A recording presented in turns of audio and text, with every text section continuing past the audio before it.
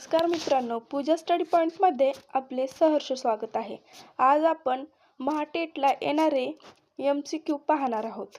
समर्थ रामदास स्वामी यांचे जन्मगाव कोणते? तर जाम. भारतीय राज्यघटना समितीचे अध्यक्ष कोण होते? डॉक्टर राजेंद्र प्रसाद.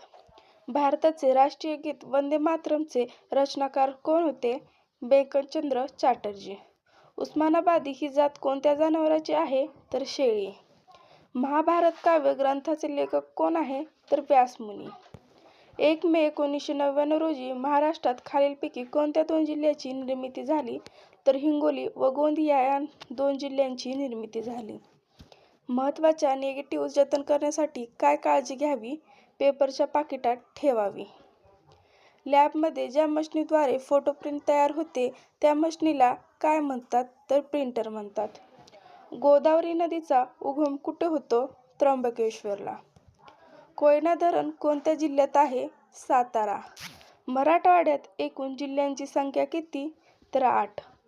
गोदावरी नदीवर कोणते धरण आहे? तर गोदावरी नदीवर जायकवाडी धरण आहे. असेच महत्त्वाचे MCQ पाहण्यासाठी तुम्ही माझ्या चॅनलला सबस्क्राईब आणि शेअर करा.